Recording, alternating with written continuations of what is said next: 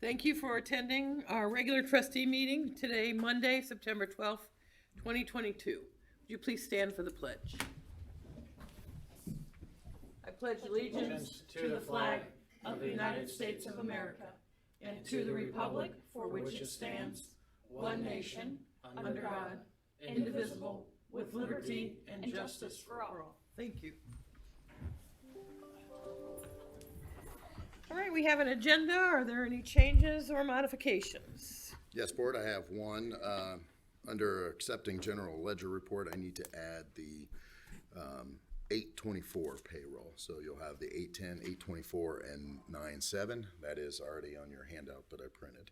Other than that, that is it tonight. I make a motion to approve the agenda for the September 12th, 2022 meeting as amended. Second. And excuse Mr. Kretz. Oh, yes. And I make a motion to excuse Mr. Kretz from today's regular trustee meeting, and to approve the agenda as amended. Thank you. I'll second that Trustee amendment. Dean, Yes. Trustee Walls. Yes. I make a motion to accept the general ledger report in the amount of $346,031.17 for the 8/10/2022 payroll, and to accept the general ledger report in the amount of $519,010.33 for the 8/24/22 payroll. Second. Trustee Dean, Yes. Trustee Walls. Yes. I make a motion to accept the general ledger report in the amount of $358,543.79 for the 9/8/2022 payroll. 9/7. This is 9/8. Should be 9/8, yeah. Is it 9/7 or 9/8? There was a typo, so it's 9/8. Second. Trustee Dean, Yes. Trustee Walls. Yes. I make a motion to approve the minutes for the August 8th, 2022 trustee meeting as presented. Second. We need a payment listing report. Missed that one. Oh, I'm sorry. Yes, it did. We'll finish that motion. Trustee Dean, Yes. Trustee Walls. Yes. I make a motion to approve the payment listing reports in the amount of $1,158,073.58 for warrants through 9/8/2022. Second. Trustee Dean, Yes. Trustee Walls. Yes. We have minutes for the August 8th meeting. Are there any corrections or additions? You just did the motion, so You we're already good. approved them. So we're gonna go to citizens now. We've approved them. Yeah. I just did it backwards because the Oh, 8 okay. and Yeah, 7. you're right. Sorry about that. mix up got me off Are there any track. citizens desiring to speak? You have 3 minutes. You're at pre-schedule. You pre-scheduled. You're pre-scheduled. Hold on just a second. Seeing none, we'll move on to our pre-scheduled speakers. Beavercreek Soccer Association. Would you like to come up and speak, please? Just my cue. Greetings from the Beavercreek Soccer Association. Everything's good. Our enrollment's growing. We got some great news. There's a new national elite soccer league that's formed in the United States. Only 32 clubs have been invited to participate, and the Celtics has been one of them. So great. that's quite an honor. We seem to be striving for excellence, and the Honda Classic provides funds so we can continue this program for the kids and excellence in training, facilities, and equipment. And without the Beavercreek people, we couldn't pull this off, but we're still the largest soccer tournament in the United States. Oh, Wow. congratulations. Yeah, it's amazing, but you know, we got good people here, and they help us. And it seems to go. Other clubs are losing their tournaments because they're not succeeding and getting. But we seem to have a good group of people, so we can do this. So it'll generate a lot of commerce for this area, and we really had no real big problems with it. So got a continuation of people coming back year after year after year, and that really helps us. So we're not in a training mode, and we're looking forward to this year having a great one. Gerald, can you state your name for the record and your Yeah, address, I'm please? Jerry Graver, All right, I'm site director for the Honda Classic. Thank you. And board, we have, so in pre-COVID, you waived a tent fee at each site. Post-COVID, the board chose last year to waive the tent fees for all the locations. So both Ankeny Fields and Hobson. So I have a sample motion on page 17 that waives the regular tent fees for the tournament. Thank you. Any other comments, Gerald? No, I just appreciate your support in the past. You know, I think it's deserved because we're doing tremendous for providing, you know, competitive soccer players at every level. And it's such a great thing for the youth of the community to have somewhere to go. Our rec program has 1,300, and I think I sent that to you. And you know, the Celtics have 400, and the high school level Galaxies have 200. So we're reaching out to the youth with a quality program, providing excellence, and we're getting results. And it's just a well-run organization, and a lot of people making a commitment that I love to be a part of. And the Honda Classic brings a lot of revenue to this area also. Yes, to Greene yes, County. it does. We book out all the motels, and it's neat. It's amazing because it's just an idea, just an idea. Let's have a fall tournament, and it turned out to be the largest one in the United States. Wow. So Great. Thank you. thank you. Did you want to leave the And- other fees? Yeah. Oh, go ahead and make a motion. I make a motion to waive the regular tent permit fees for the haunted soccer tournament sponsored by the Beavercreek Soccer Association. Second. Trustee Dean, Yes. Trustee Walls. Yes. Congratulations and hope you have a great tournament. Yes, we'll do you Safe. proud. Don't worry, we got it. Thank you. Thank you. All right, we also have another pre-scheduled speaker, Mr. Mick Lundy from State Farm Insurance.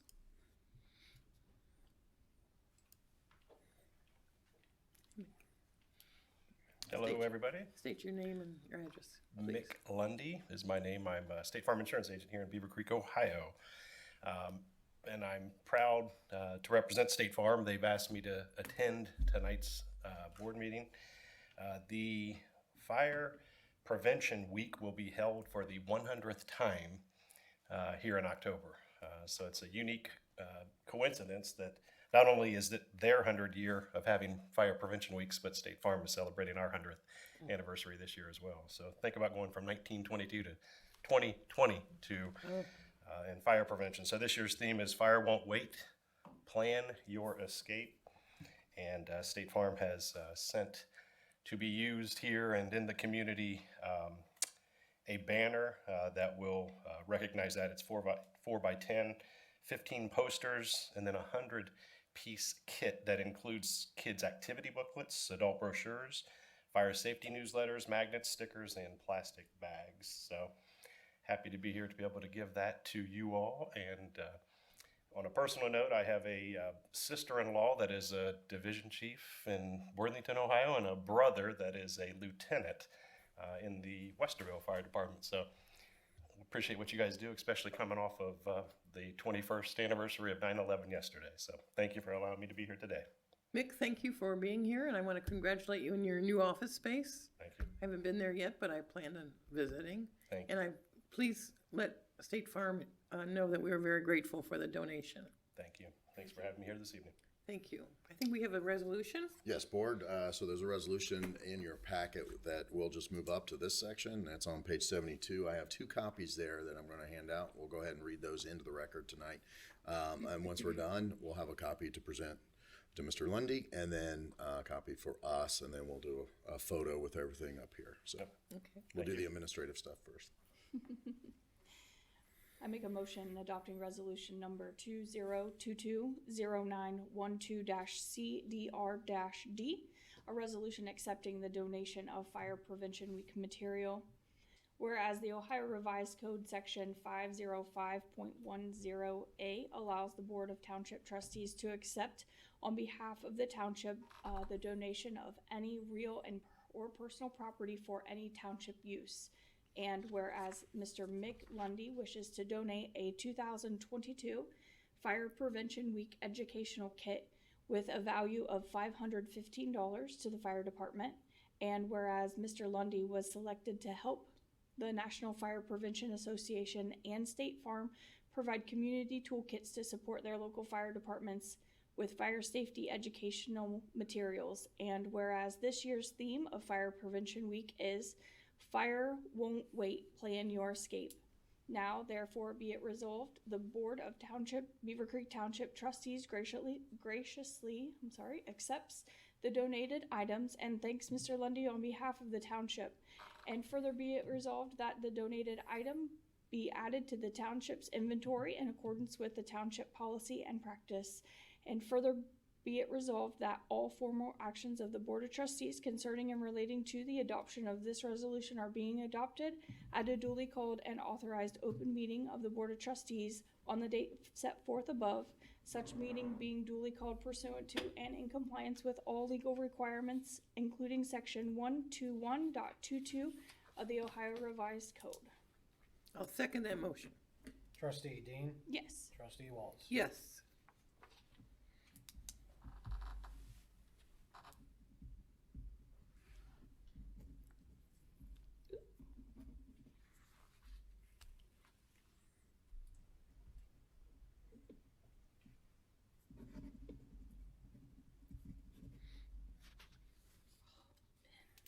Here.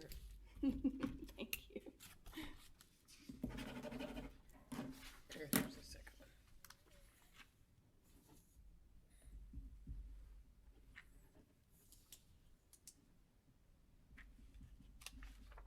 Ryan?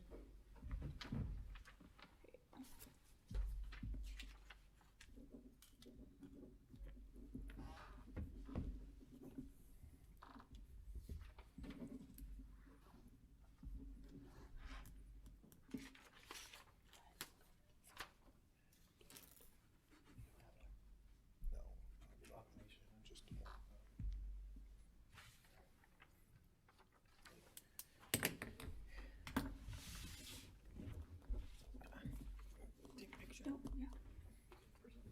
yeah.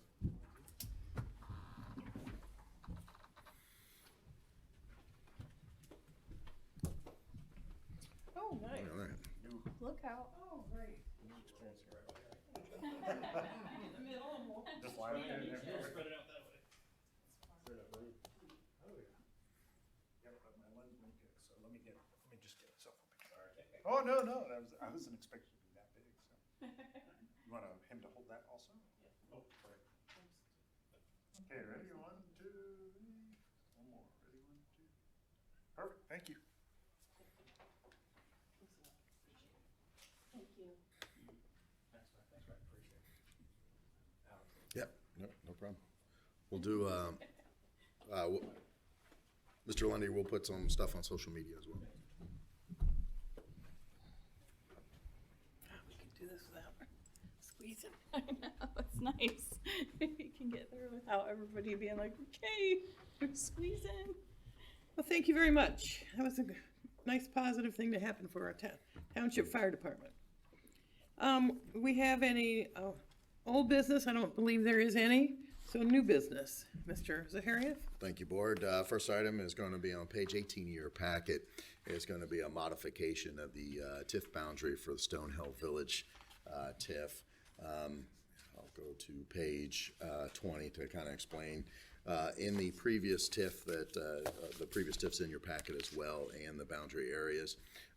As you know, Board, when approving the previous development on the east side of Treybine, we are recommending and speaking with the developer, Mr. and Mrs. Nutter, we're asking that we remove that triangle piece on the east side of Treybine and just include in the Stonehill Village TIF the boundary you see on page 20. So as the board knows, the Overbrook Boulevard is going in now. The board has previously approved the nursing home project that will be located in the parcel adjacent to the Coy Treybine school parcel. So what we'll do, passing the TIF tonight, it will remove that triangle piece that is now in another development. Staff will refile this with the county auditor and the Ohio Office of Taxation. And we do believe this TIF will probably start generating money after it could kick in based on the previous guidelines, based on the subdivided of the parcels and the road. That might be enough public infrastructure. If not, obviously when the nursing home will go in, it will definitely start the clock on the TIF. So this is something the board previously approved. We're just reconforming that boundary just to the west side of Treybine. You can pass it as presented unless there's any questions. Staff is here to answer any questions as well. Mr. McConnell worked with the developer as well as working with myself and the county auditor to make sure that we did it correctly, and of course Mrs. Frick as well. Let's see. What did you? You see the resolution? I It's- haven't seen it yet. Is it above the? Yep, it's right here on page 18. Oh, okay. Okay. It's above the thing. We were back in the whole thing. Did you have any questions? No. Do you have any questions? No. Hearing no questions, I'll entertain a motion. I make a resolution to adopt resolution number 2022-0912-admin-Z, a resolution modifying the Stonehill Village TIF boundary and exclusive parcel as presented. I'll second that.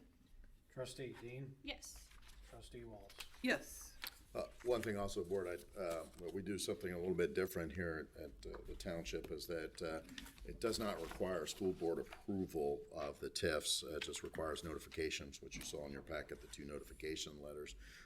What staff and I do is actually meet with the superintendent and potentially a school board member.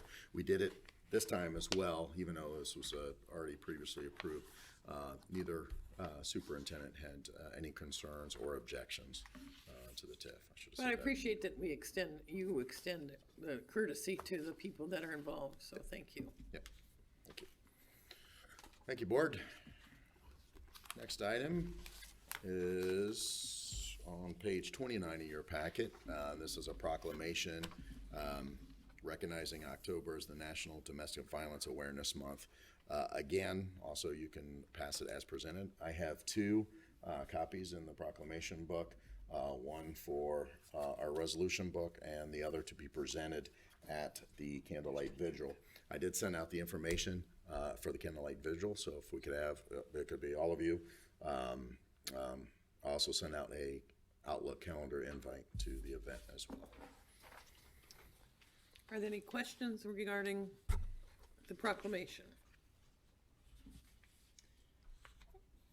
Make a motion to adopt a proclamation, resolution number 2022-0912-admin-H, resolution recognizing October as National Domestic Violence Awareness Month as presented. I'll second that. Trustee Dean, Yes. trustee Walls. Yes. Thank you, board. Next item is the biweekly activity report for the sheriff's office, followed by the monthly report for the month of August. If there are any questions, Sergeant Moore is on teams here to answer any questions. Are there any questions to Sergeant Moore? I had none. Sergeant Moore, I want to thank your sheriff's officers that came to the Popcorn Festival. They worked a full shift, and we appreciate them being there. The citizens appreciated being able to have their fake tattoos of a sheriff's badge presented to the children. I will And say I that believe they were a big hit. They were, and they were, I think we ran out yesterday, midday, so it was great. They wanted me to convey that they were very thankful to be included, and they really enjoyed that. Great. Hearing no questions, we'll move on. Thank you, board. Next item is on page 66 of your packet is the biweekly report for HR. If there's any questions, Trish is here to answer them. I had no questions. Thank you. Thank you, Trish, and I had no questions either. I don't Thanks. know where to look. Like, Staff's in the corner Staff now. over there. like, where's everybody at? Thank set you, up here. board. Next item's on page 69 of your packet, and I'll turn it over to the fire marshal. I will actually turn it over to Max, the first one here.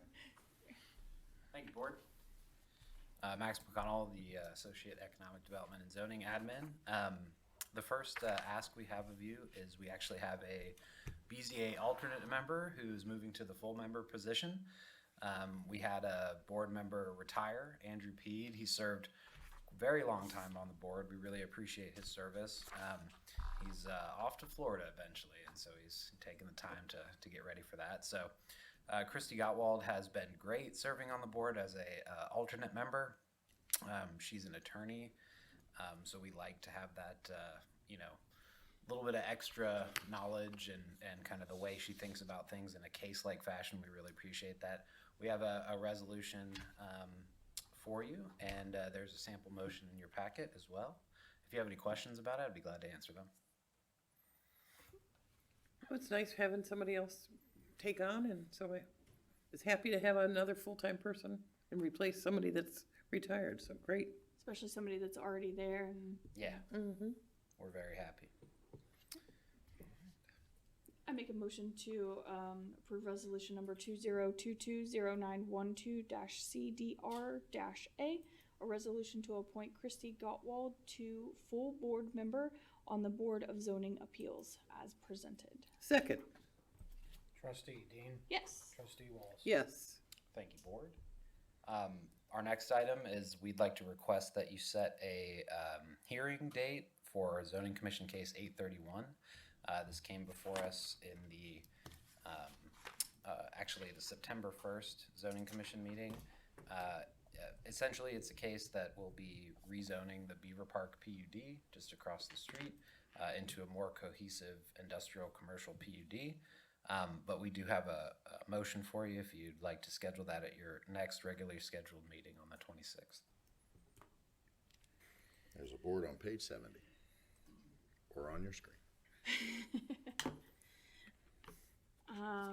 I make a motion to schedule a hearing to consider zoning commission case number 831 to begin at 6:30 p.m. on September 26, 2022. I'll second that. Trustee Dean, Yes. Trustee Wallace. Yes. Thank you, Board. And if I may take just one more moment, I'd just like to say that at the Popcorn Festival, we were handing out these rack cards that our consultant firm has put together. Yes, thank you so much. And we've got a survey out right now to the community.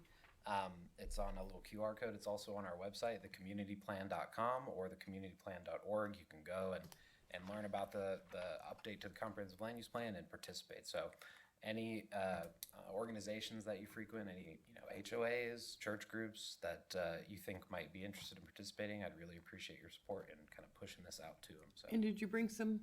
we do. We have some up here. Okay, great.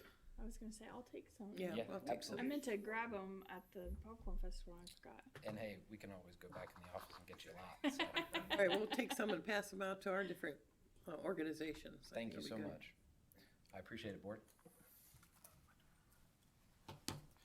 Thank you, Board, very much. And you want to do the proclamation now?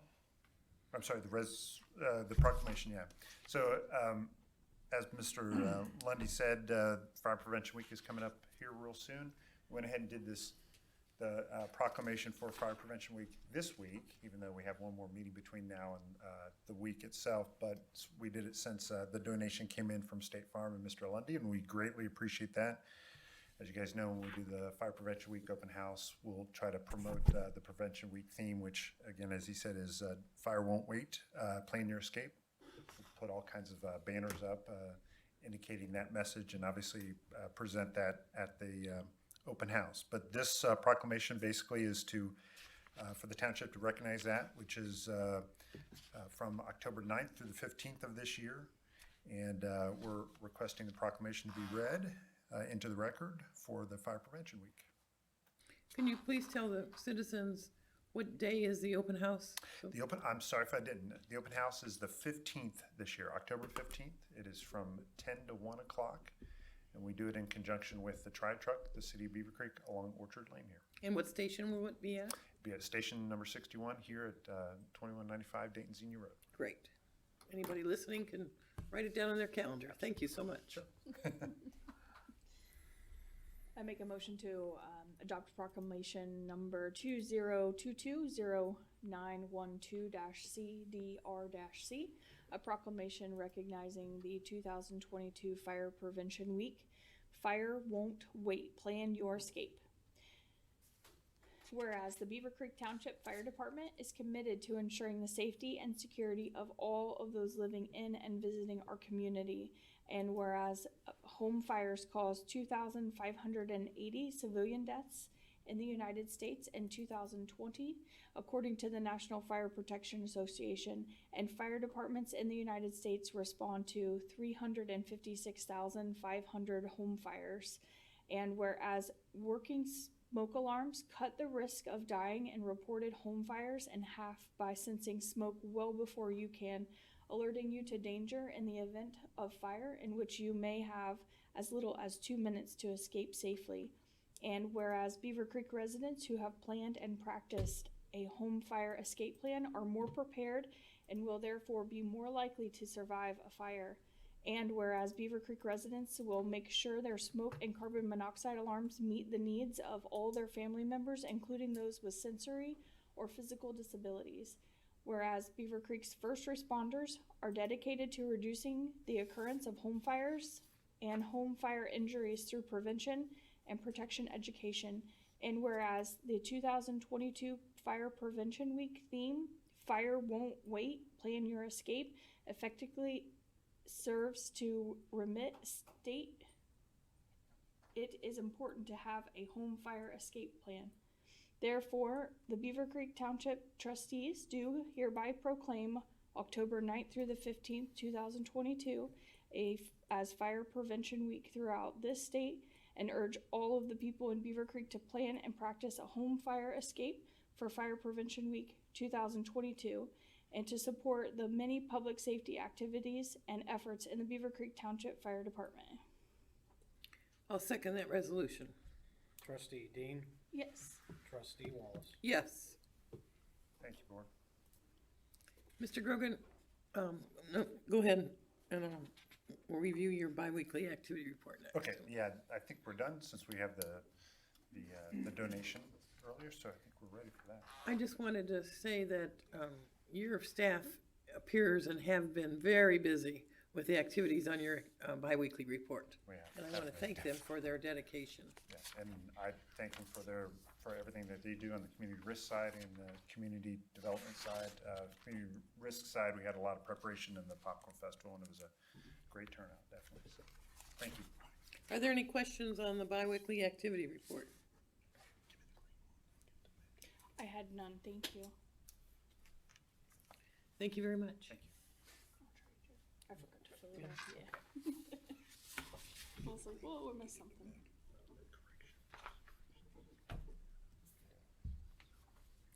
A lot of paperwork tonight. Yeah. Okay. And I feel all out of sorts, like everything's Backward. yes.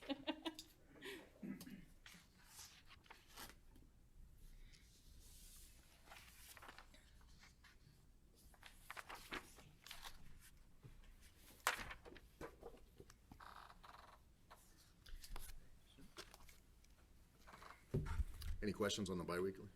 Any additional questions on the biweekly? No, do you have any? I had nothing additional. Thank you. Thank you, Board. Next item. So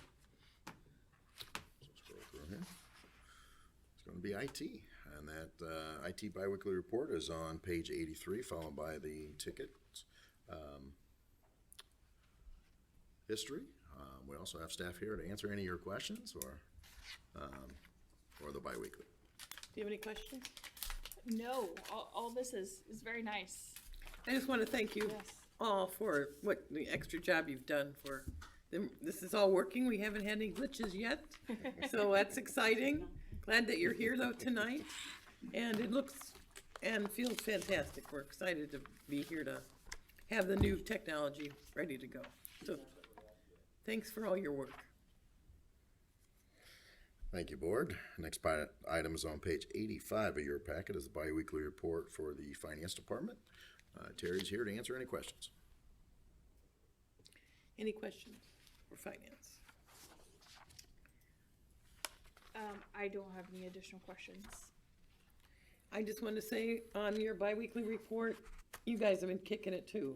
The staff seems to be very busy doing a lot of activity, so please tell the staff thank you for all their additional work that they've done on some of the fire issues and keeping accounting, so thank you.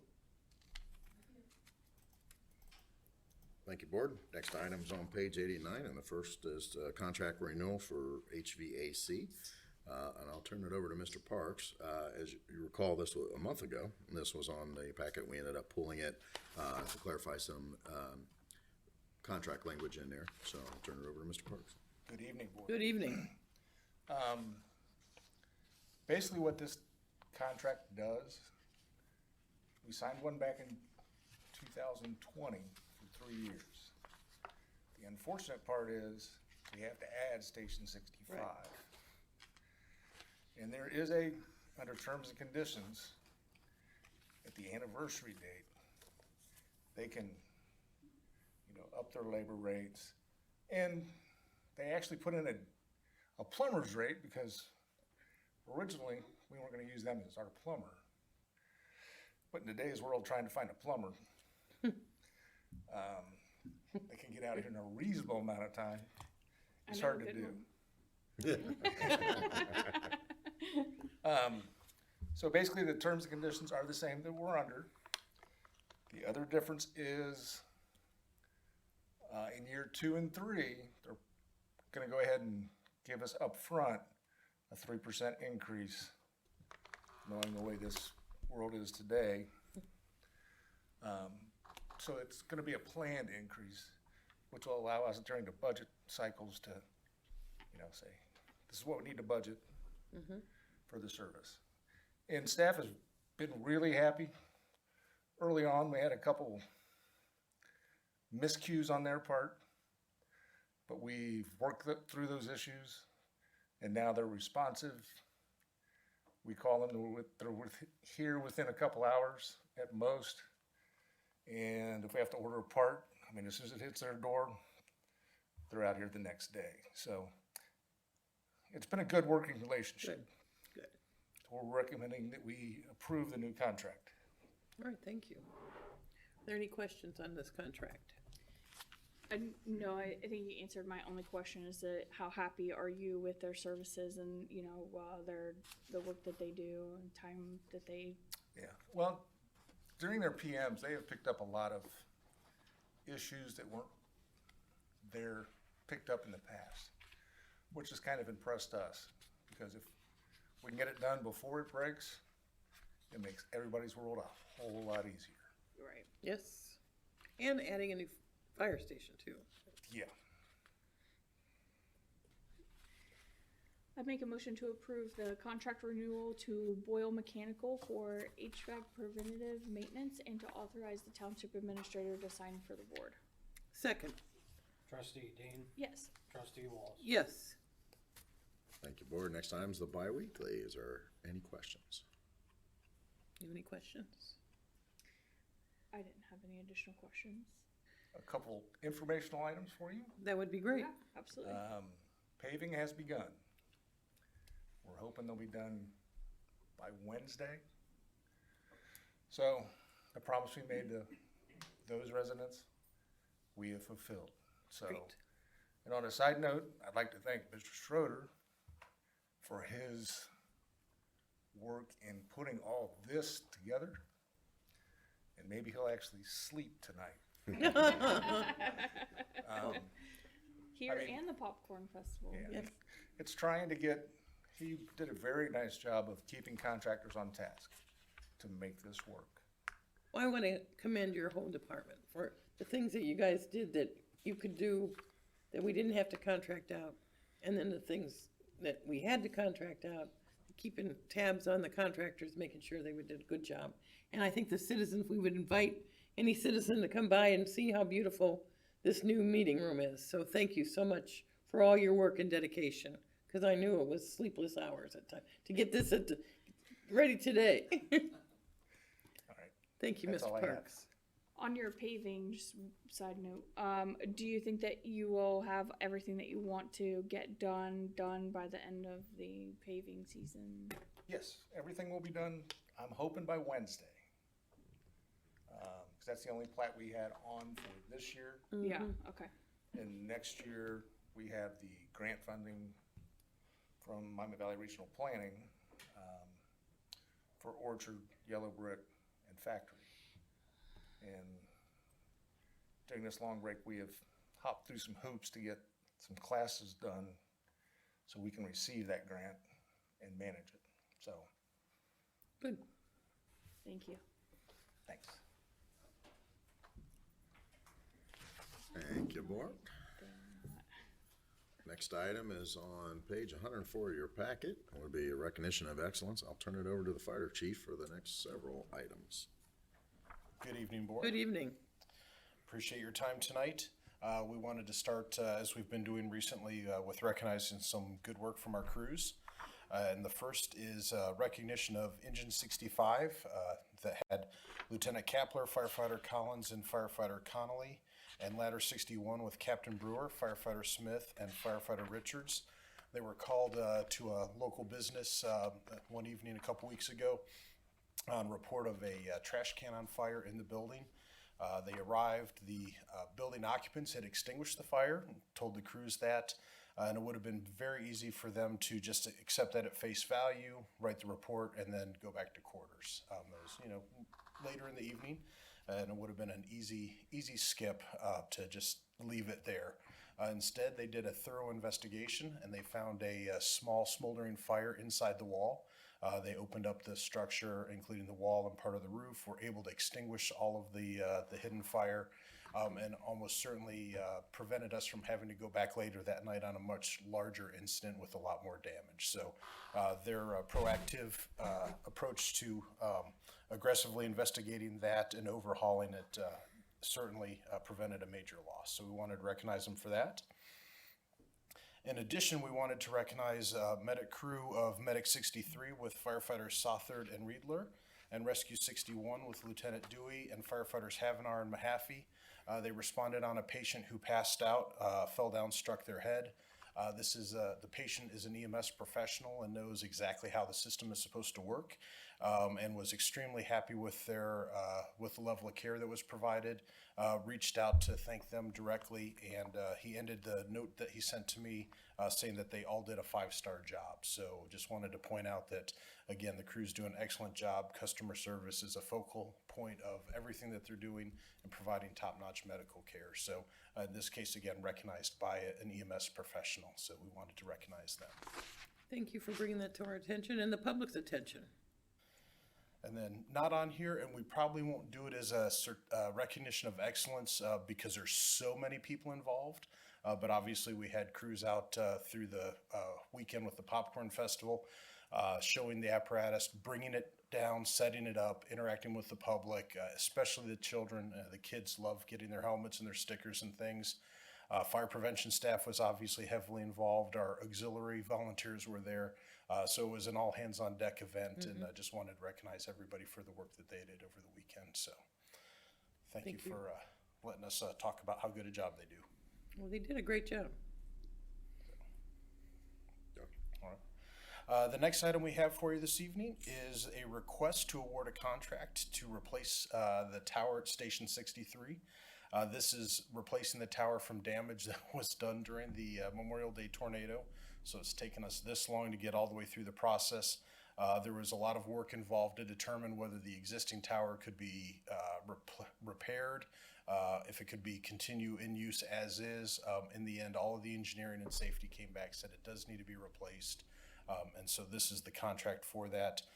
Following your authorization to advertise for it, we submitted, or we put out a request for proposal. We received one bid back. That bid was a compliant bid, so it had everything that we were looking for. The vendor seems to be well qualified to do the job. The cost of the bid was below our budgeted project amount. And so what we'd like to do is get permission from the board to award that contract and get the replacement completed. If you have any questions, I'll be happy to let Chief Hawker answer them. Yeah, you were pretty specific in your outline in your report. You can pass the resolution as presented, and there's 2 copies there. Okay. Thank you. I make a motion to adopt resolution number 2022-0912-Fire-A, a resolution awarding the contract for Fire Station 63 antenna tower and installation project, and authorizing the township administrator to enter into the contract. Second. Trustee Dean, Yes. Trustee Walls. Yes. Thank you, Board. We'll look forward to getting that project completed, and I think that'll close out the books on our tornado damage too. That'd be great. And one more one more resolution tonight, then we'll officially close that. But not for the fire department. That's right. Okay.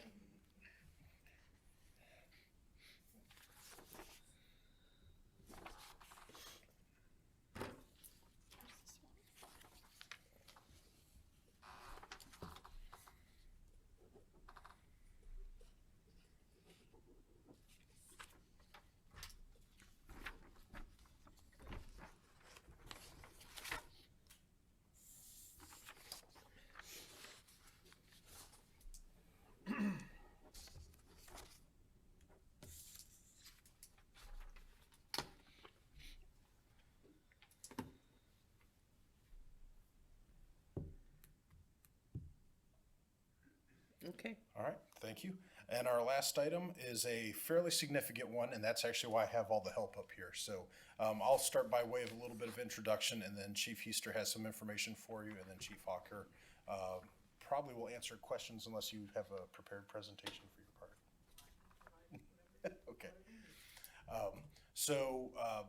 When we started our second 10-year funding cycle, which we're about a third of the way through now, one of the major pieces of that was fleet replacement. So we knew that we were going to be experiencing issues with our long-term capital apparatus, specifically fire engines and ladder trucks. And so the funding that we looked to do included replacing those, ensuring that we have high-quality equipment to respond to emergencies in the community. There's been a committee, and Chief Heister will get into the details of it. They've been working on the project for about 2 years now. One of the things that's happened and why we're taking action right now, when ideally we'd like to maybe wait another year or so, is twofold. One is our current apparatus, as you have voted on several times, is experiencing some significant issues as far as maintenance and long-term reliability. And so we know that we're going to have to replace those at least now, and now is a loaded term because there's a long lag time in getting the delivery. So that's why we're looking at now. And then second is with all the uncertainties in the economy that are not only impacting the maintenance part as far as supply chain issues, they're also impacting the manufacturing part, and where, just as an example, traditionally apparatus manufacturers would have a single price increase each calendar year to account for increased costs. They're doing it at the quarterly mark now, and we've heard that they may move to monthly increases. And so the sooner we're able to act on this, the better. There are a few changes from what the original plan was. The first significant change is we are looking to purchase a 5th engine. The original plan was for 4 engines. This will include a 5th, and Chief Heister will cover what that 5th is and the reasoning for that. But there is an increased cost because of the additional unit. And the estimated costs that we had in 2018, 2019 when we were preparing the plan are significantly less than what the actual costs are coming in now. And so just as an example, the engines we had originally budgeted or projected $550,000 per engine, and they're coming in over $700,000. The ladder truck was originally projected at $1.25 million, and it's coming in at $1.75 million. So by acting sooner rather than later, we're hoping to be able to at least prevent any additional cost overrun from what our projections were. So that's the significant changes from the original program. Now I'll have Chief Heister come up and he'll explain exactly what we're looking and why we're recommending the manufacturer that we are. Thank you, Chief. Good evening, Board. Good evening. Our committee that has worked on this project has been working on this for over 2 years. They actually not only evaluated our current deployment model, our current apparatus types that we have deployed, but also evaluated against making some changes to include putting some ladder trucks in place of some engines to help with some of our ISO ratings and some other pieces. But the committee ultimately came back and recommended to keep with our current fleet deployment model, the number of engines and ladder trucks and so forth within our fleet. They didn't feel that it was cost or operationally effective to make a change at this point. So with that, a couple of the guidelines that were given to the committee to move forward. One was that all the apparatus manufacturers that we looked at needed to have a local service center local to Southwest Ohio. So that left us with 3. Pierce, which has Atlantic Fire Protection here in their service center in Springboro, Sutphen, which has a service center in Urbana, and Rosenbauer, who has a service center in Washington Courthouse. So we didn't look too much farther than that because we felt was a critical criteria based on our usage and our downtime that we wanted to minimize to keep the apparatus serving the community. From there, we did make some recommendations for changes to our current specification. Among those, one of the big ones was a 1,000-gallon water tank increased over our current 750-gallon capacity. From an operational perspective, that allows us to put water on the fire and have more water in the tank to keep that hose line in operation longer, allowing us to get a permanent water supply set up in a more timely fashion. To do that, we had to have some trade-offs, and I'll address one of those trade-offs here in a moment. But we also added a water intake mounted to the front bumper. So this is actually recessed in the bumper based on the design, so it's protected, but it allows us to connect to a water source more quickly and keep that profile streamlined so that we can get additional apparatus up to the fire scene and past that apparatus versus connecting to the side on our current design, which will essentially close or limit access on a roadway. Another change was moving or adding a hose line in the front bumper of that fire apparatus so that we can use that for not only house fires and so forth, but also smaller incidents like car fires and mulch fires, and deploy it more rapidly because it's down lower. But it also gives us the opportunity to more quickly change that line configuration. So essentially shorten it or lengthen it because it is more accessible to do that, allowing us to do our job more quickly. We also took a look at the cancer prevention side of our work and incorporated that into the specification for the apparatus. One of the big changes was that we identified that from a safety perspective, not just cancer prevention, but also accident safety, having our fire gear and personal tools stored in the cab is problematic. If it's dirty gear, then it exposes our staff to those carcinogens longer than they need to be, upping their risk for significant cancer exposure. Along with, if a rig is involved in a crash, those items are also loose projectiles in the cab. So one of the recommendations was to add an extended cab with compartmentation that we can store the fire gear and personal tools in, both keeping it secured out of the cab in case of a crash, but also when it's contaminated, we can have a compartment to put that in until it's cleaned, and we can easily clean that compartment out. So that was part of this specification change. It also included a recommendation to move towards an independent front-end suspension with disc brakes. We're actually able to drive an apparatus that has that and notice or experience the significant noticeable difference in the apparatus handling, the ride, and the turning radius. So allowing an independent suspension allows us to have a tighter turning radius, making the truck of the same size more maneuverable. Our mechanic also was able to drive it.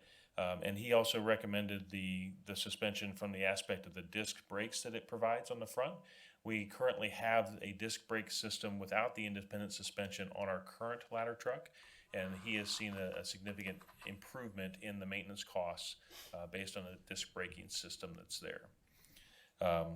Also, we asked for that crush rating of the apparatus roof to be equal to the rating of the front axle. So in other words, if that fire truck turns over, we did not want that cab to crush on the occupants inside. And so we were looking for that the roof support rating to be the same as the axle that's underneath of it to carry the same load in the event that would happen for us. We also have had some issues with our current apparatus deploying hose unexpectedly. both on roadways and some other instances when not desired. So we took a lot of time to ensure that that doesn't become a problem again. And so one of the changes was a hard hose bed covering system that is included in this current specification, along with some increased storage compartment space. So as our tools for the trade continue to evolve, some of them have gotten larger, changed some sizes and shapes.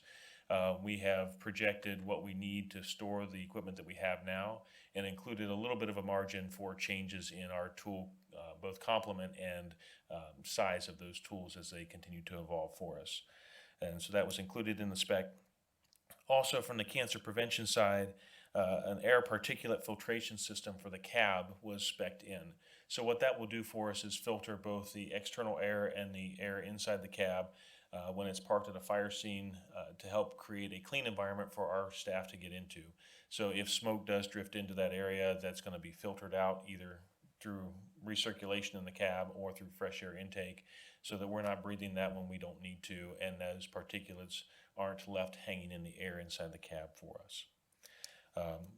We also spec'd in an electronic locking system for our EMS compartment storage and by proxy the entire cab of the truck. That is one thing that we're deficient in right now. We are using mechanical devices on compartments that weren't designed to be locked. From the Ohio Pharmacy Board, all of our dangerous drugs need to be secured, and that includes everything from oxygen to IV fluids and other medications that we carry. And so this system will allow us to have an electronic locking system in place that when the crew leaves the cab, they can press a button on the external to lock the cab, and it's a coded lock to unlock that and gain access to that in a timely fashion, not preventing us to have a delayed response. And then I mentioned the trade-off for the 1,000-gallon water tank earlier.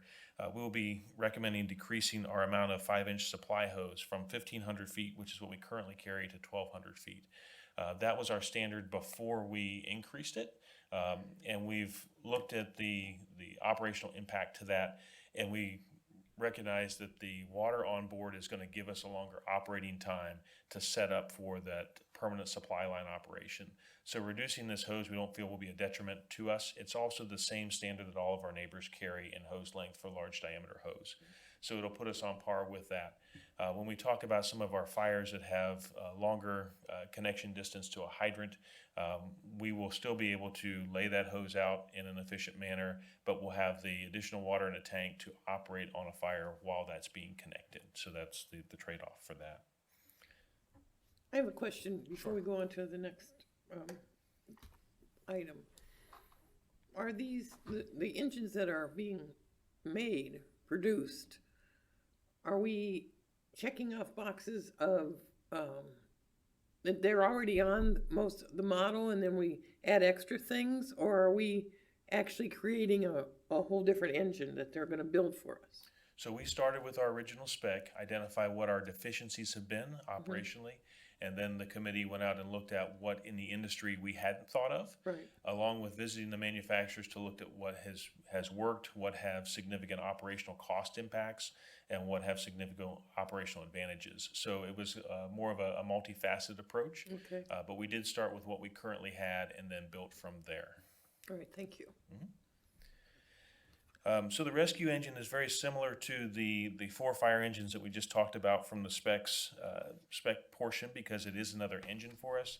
The biggest piece here is there is more storage space, a different motor spec'd in place, a different transmission to carry the additional weight load.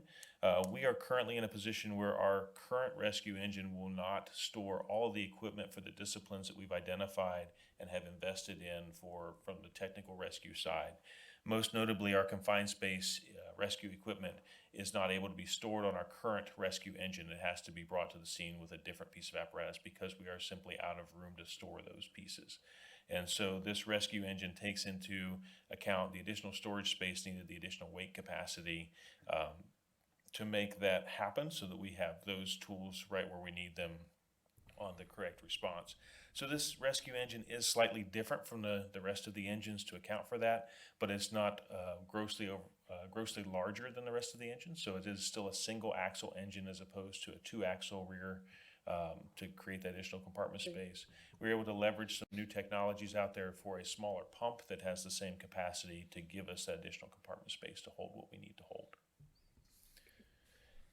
And then lastly, the ladder truck is the most notable in changes. Currently, we have what's considered a rear mount platform ladder truck as our primary truck, meaning the base of the ladder is mounted to the rear of the truck and the platform or the bucket hangs over the front.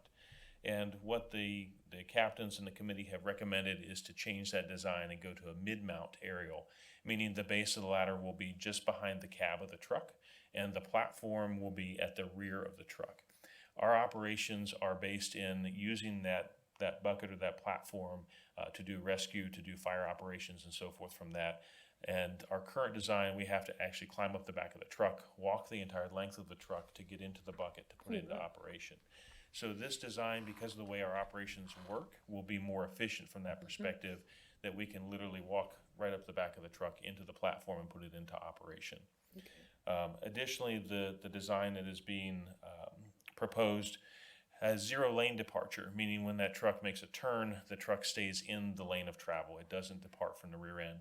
Some of the others that we looked at actually had some lane departure based on trying to get the turning radius they needed for the truck. It was just a different design. This we feel best fits Beavercreek Township and our operations. It does have the same apparatus cab as the engines do, so all of those operational features from our driving and operation perspective are the same inside the cab, including the cancer prevention measures that we discussed earlier. With this design as well, we do have some side and rear cameras for outrigger spotting. So in other words, when we need to set this truck up, we will decrease our setup time significantly so that that truck can be up and operational within 30 seconds of arrival on the scene. For now, it's about 1 minute and 30 seconds for our current truck, so it's a pretty significant reduction there when we need to make that operation. So from a rescue perspective, that's a significant timeline while we're getting there and getting set up and putting it into operation. In addition, the chief mentioned the additional engine. So the recommendation of the committee is to take advantage of the multi-vehicle discount. We're already speccing these things. We're already trying to get the purchase made so that we're all under the same manufacture time as well as locking in those prices. The recommendation is to provide an engine for Station 66 when that goes into operation. So this recommendation would put the 4 new engines that we're talking about at our current outlying stations. The rescue engine would come a little bit later based on the manufacturer timelines, and our current rescue engine would go to Station 66 when it's ready to go into operation. So on the manufacturer timeline portion, the 4 engines from the recommended vendor, Pierce, could be delivered in 13 months, as opposed to the 30 months from the other vendors that we've got proposals for. And so with that significant time frame difference there, that'll help put our current fleet into a reserve status. And Chief Hawker will talk about the importance to that here momentarily. Adding engine 66, because the rescue engine is a little bit longer lead time, 24 to 28 months, along with the ladder truck, that would put that engine right in line with some of the other plans that are in place and push that and have that equipment ready when we're ready to make that step as a township. Can I answer any other operational questions about the design? You've done a great job explaining. Do you have any questions? I do have a couple questions. Sure. On the one vehicle you were talking about, features like the cameras and things like that, being on the outside of the vehicle, they're subject to debris and rocks that hit, what are replacement costs of those kind of items that may break easily that are very expensive? I know on the new vehicles, they have those front cameras and side cameras, and rocks come up and hit them all the time, and they're very expensive to repair. What are you thinking as far as So I would have to find out a replacement value for those. We did spec a what's called a 360-degree camera system on all of these trucks for safety purposes. So in these engines and the ladder truck, when you turn a turn signal on, it will give the driver an image down the left side of the truck on the screen so that we aren't going into a lane and going over a car, as well as a backup. When it's in backup mode, it will give you those screen of the rear view cameras so you don't back over somebody or something causing damage.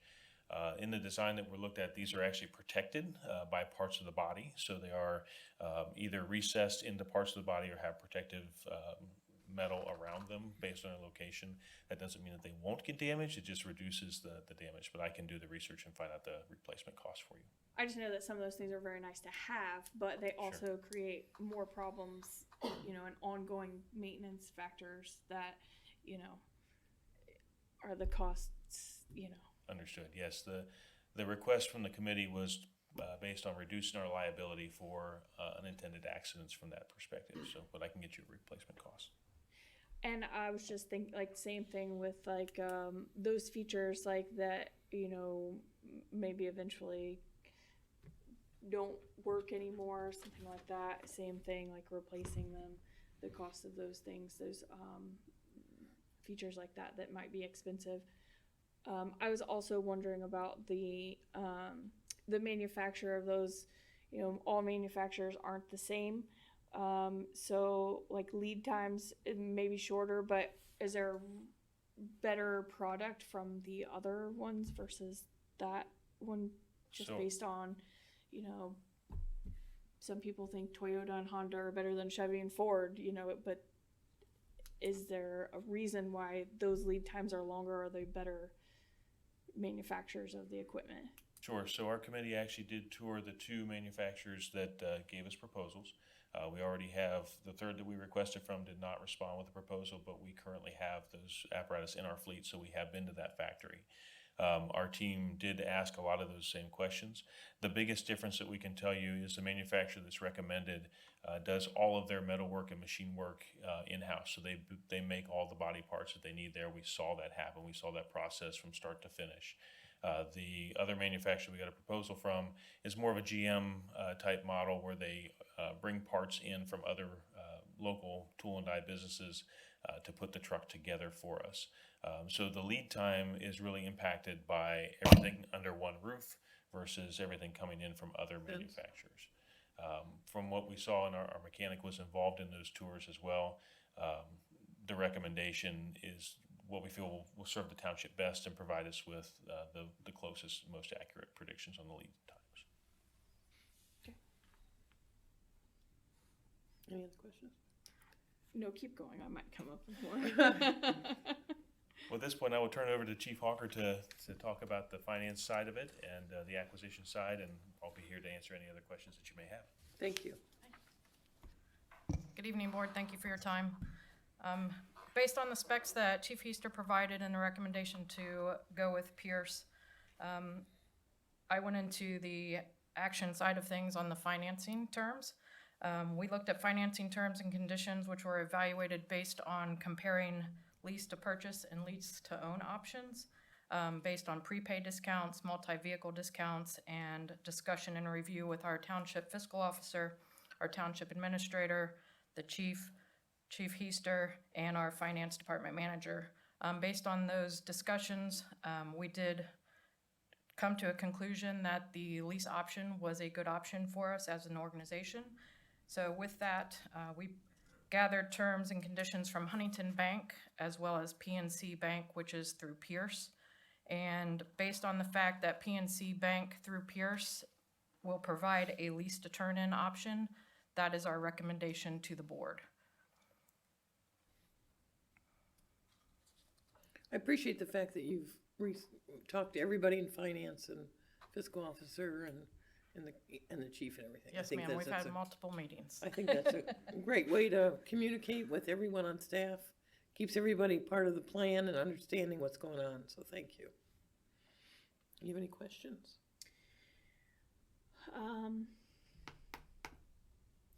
I wanted to make it difficult since Tom wasn't here. To make it difficult. He's already, he was here an hour and a half talking to Mr. Azariff. So We met with Mr. Kratz. We answered.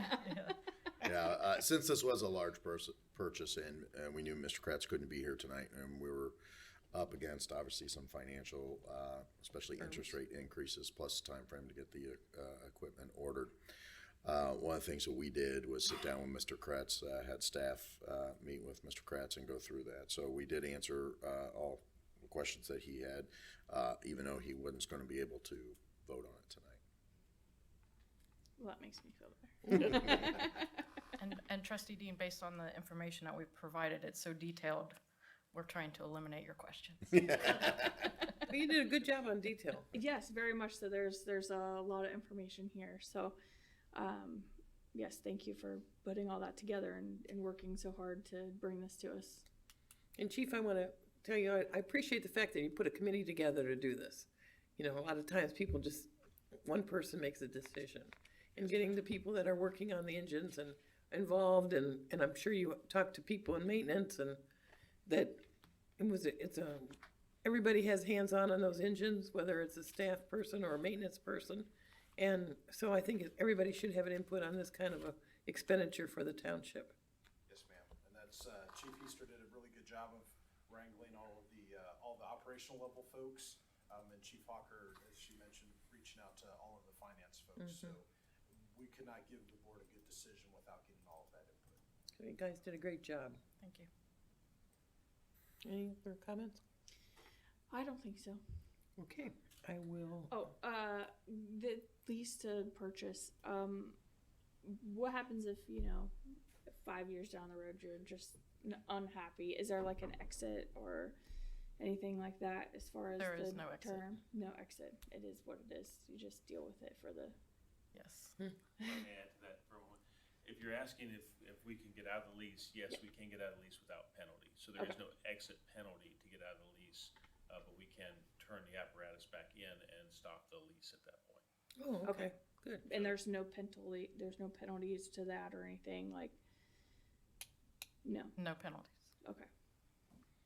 And Don, you'll be looking at that contract. I did. Okay, you have already did. Yeah. Okay, great. Already redid it. Okay. Yes, and the specification has been reviewed by the prosecutor, correct? That is correct. Correct. So, yeah, we've had both legal here for the finance and the contract part, the prosecutor per revised code for the specification, in addition to all the other review that's been. Okay, great. We did mention that, but I'm glad you brought it up. Good job then. And the lease to turn in option was evaluated by the fleet mechanic as well, and that was Good. his recommendation as well.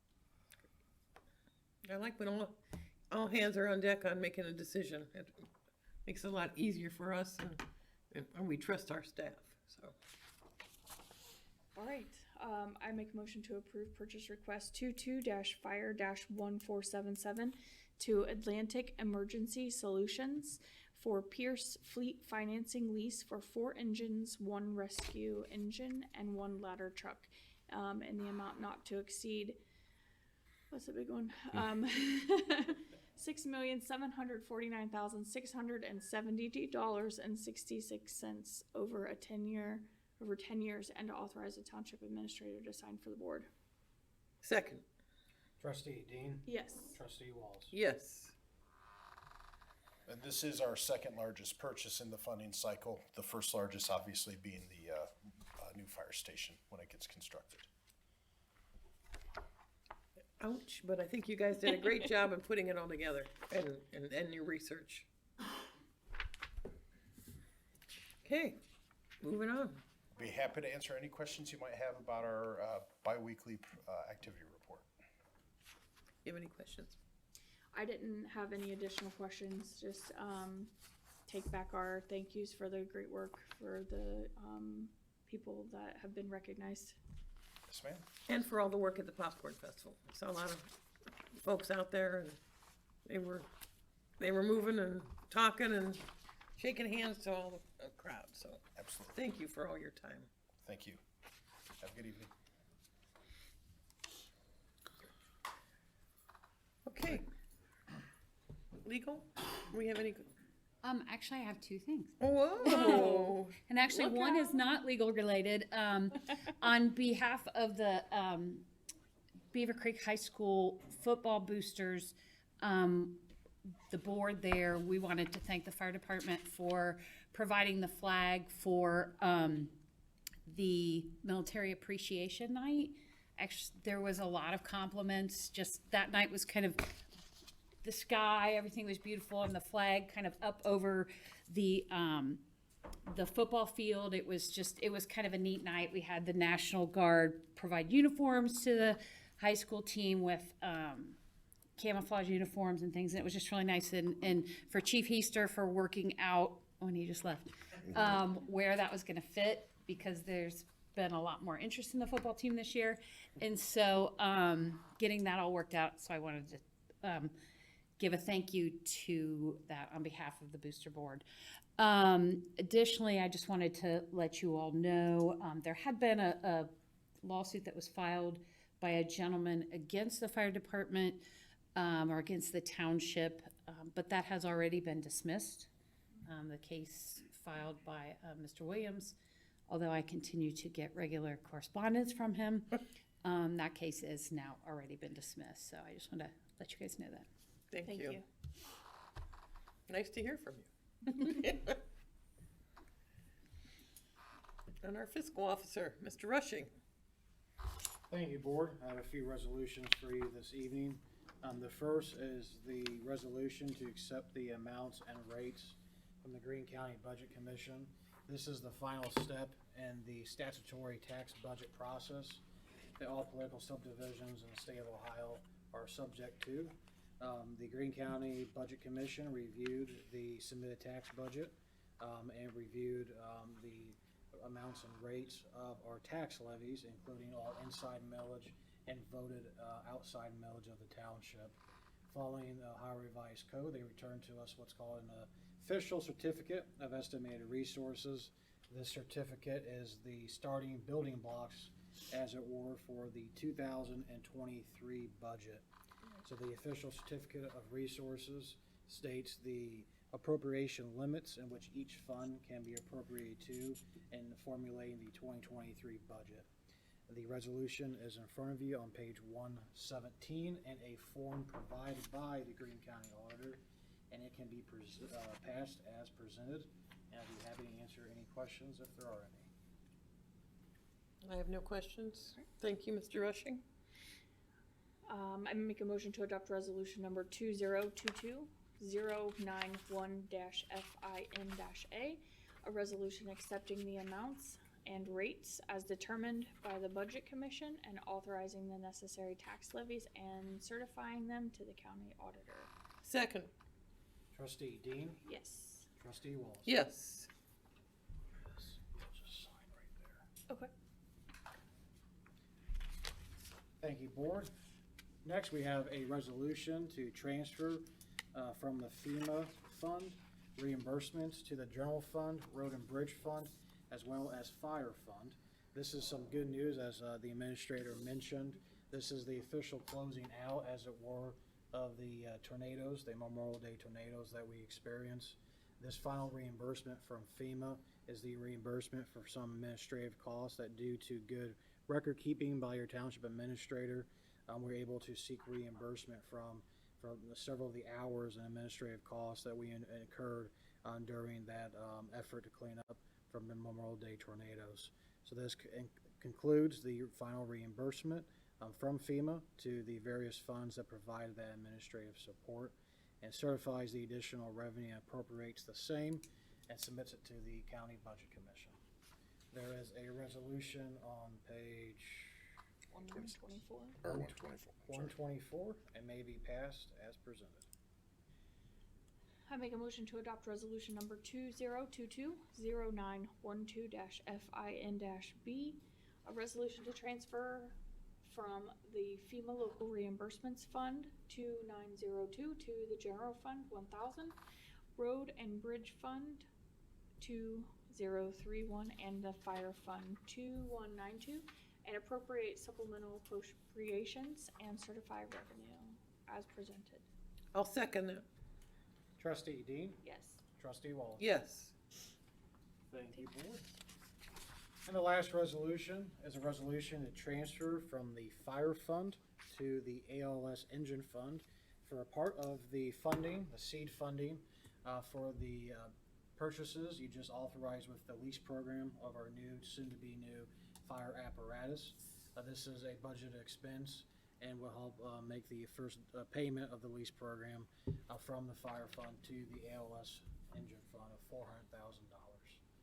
There is a motion on page 126 and can be passed as presented. I make a motion to adopt resolution number 2022-0912-FIN-C, a resolution to transfer from fire fund to the ALS engine fund and to appropriate supplemental appropriations and to certify revenue as presented. Second. Trustee Dean, Yes. trustee Wallace. Yes.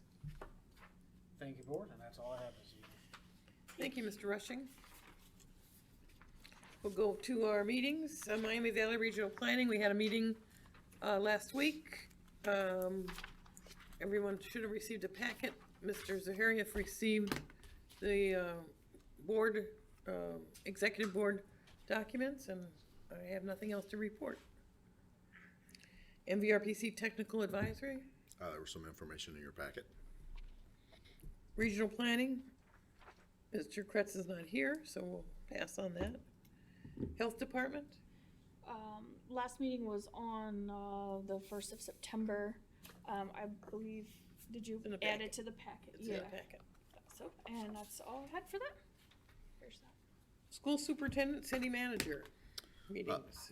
Thank you, Board. I did have a very lengthy conversation with the city manager on several projects throughout the community, and looking for, we're also looking at projects 2 or 3 years from now, and some potential joint projects that we will be staff, both city staff and the Public Service Department and our Road Department are going to start working on to look at some financial long-term cost of some of those joint projects. But we continue to look at the future. We also talked about things that we were both presenting at the Popcorn Festival, as well as the new land purchased by the city of Beavercreek for parkland. Just some discussion on the 2 additional levies that the city of Beavercreek has on the ballot this November. The city manager and myself next week will be attending the ICMA conference, the International City Managers, City and County Managers Association. Nothing exotic this year. We'll be going to Columbus, Ohio for this conference. Next year's Tampa, so that might be a little bit different. So we were both going to be attending there. We also talked about some different classes that we were going to be taking, as well as some different events that we'll be attending as well. Superintendent and I did not have a meeting. We did, as I mentioned earlier, in regards to the TIF, we did, staff and I did meet with the superintendent. We also talked about, in both those meetings with both not only the superintendent of Beavercreek, but the Greene County Career Center, we talked about some additional growth and projects that we think are coming on the horizon, both commercial and residential. So keeping them totally informed. As you know, staff does send the biweekly reports for community development and risk to the school superintendent as well as the school treasurer for Beavercreek schools. So we continue to have that information. I did talk to the city manager, as you might have seen on the news and what I shared with the elected officials on last Monday, the shooting scare call that was received at the school. So superintendent and I spoke at length about that. Really no additional concerns from what I provided to the superintendent. Was very appreciative that we have an open dialogue. And also receiving the information from the Greene County Sheriff's Office and our substation staff. That's all I have on those 2 meetings. And obviously, the Right Path Restoration is not meeting at this time. Yeah, but I do have some information on the Greene County Water and Wastewater Committee meeting. Obviously, there's going to be a large push of some public relations that essentially started with the county fair and some social media talking about some of the household chemicals, where we can take some of those household chemicals. Anytime they post something, we share it on our Facebook feeds and social media sites as well. So our residents, if they don't follow sanitary engineering, they'll see it through our social media as well. The annual windshield survey on the swamp areas, which are the stormwater protection areas, obviously a large amount are in Beavercreek Township with our wells that provide drinking water to the community. They're going to start that windshield survey just to see if there's any issues or any things that they need to be aware of, and then come back to the local jurisdictions. One of the things that we did several years ago, and we continue to maintain, is the marking the boundaries of the wellfield protection areas. So you'll see those street signs out there that to call 911 immediately if there's any spills. The annual early detection monitoring well sampling event is scheduled for this fall, so they'll be working on that. As a part of that, we are working, and thanks to the fire department staff, we've been able to kind of encourage a tabletop exercise to kind of come up with an emergency situation where we do have a spill, let's say along US 35 or the hilltop area where the new wells are going in, how the response works. Test the response in regards to whether it's Beavercreek Township Fire Department. On the other side could be Xenia Township Fire Department, and make sure that tabletop exercise, make sure we hit all the checkpoints of who needs to be advised, everybody from sanitary engineering, local response agencies, whether police or fire, regional hazmat, Ohio EPA, US EPA, depending on how large a spill. So we're going to be testing that, and then our next meeting will be in November. So I don't have a date yet, but I'll provide some additional information. Usually that meeting is where I'll get program updates in regards to some of the capital stuff. As we know right now, heavily, if you travel down Dayton-Xenia Road, you can see some of the heavy trucks going down there that are bringing dirt in. That is for the water softening project on the plant in Beavercreek Township off of Beaver Valley. And then I'll be able to provide updates on all those projects that affect our community, whether it's Beavercreek or Beavercreek Township. That's all I have on that. Thank you. Greene County Township Association, there will be a meeting tomorrow night at 6:30. Greene County commissioners are hosting us. Investment oversight, Mr. Kretz is not here, so we'll pass on that. I will update the board on an item. Happy to report that in August, we posted over $21,000 in interest earnings. Woo! Yippee! And one of the items with increasing Fed fund rates, there's a Federal Reserve Board meeting on September 21st. The market's pricing anywhere from 50 to 75 basis points. With that, our investments will continue to see a higher yield. Like any entity during COVID, where Fed fund rates were essentially zero, we are still burning off, for lack of a better term, some investments that we had during COVID.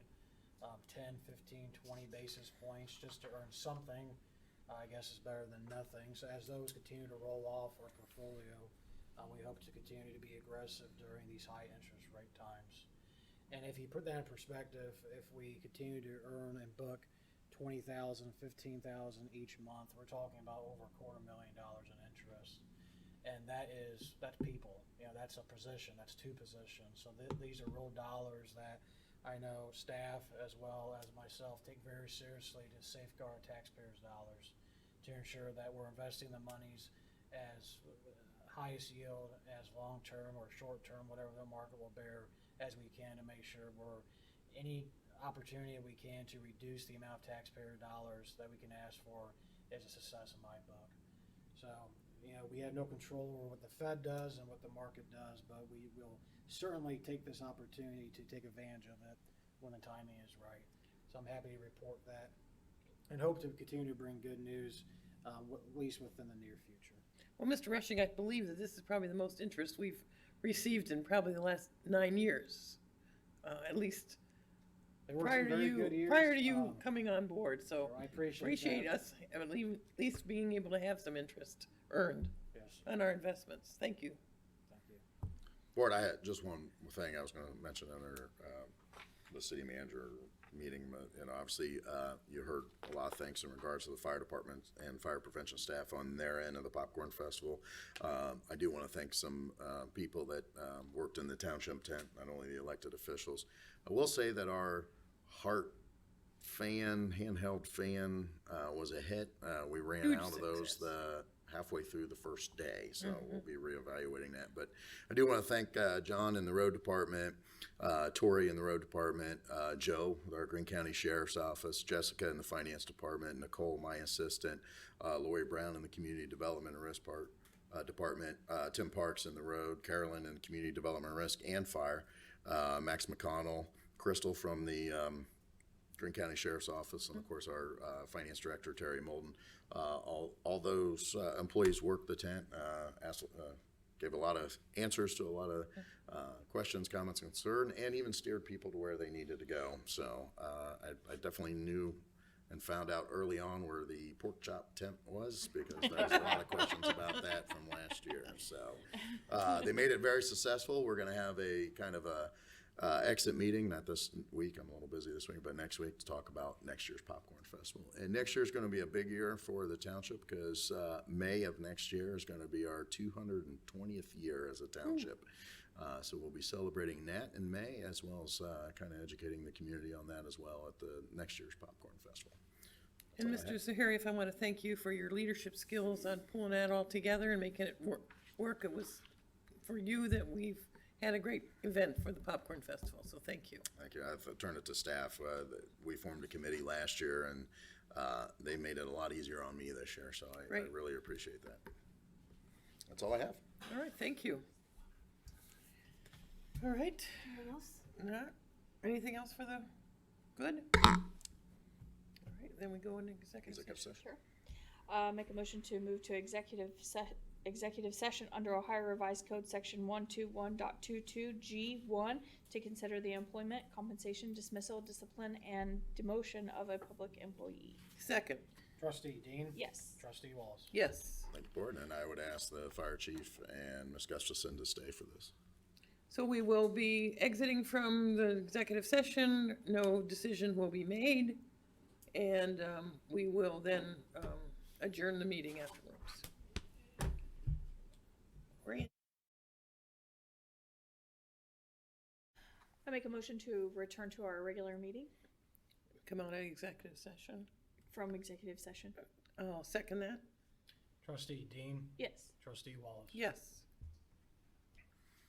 All right. Thank you, Board.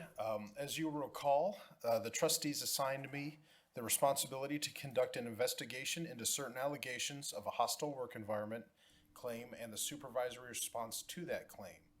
After a thorough review, there is no need to bring specific charges to the Board. While there are disciplinary actions that will take place related to the supervisory response, none rises to the level that requires Board action. Thank you very much, Chief. Appreciate your investigation. Thank you. Thank you, Board. That's all I have for you tonight. I just need a motion to adjourn. A motion to adjourn. Second. Trustee Dean? Yes. Trustee Wallace? Yes. Thank you very much.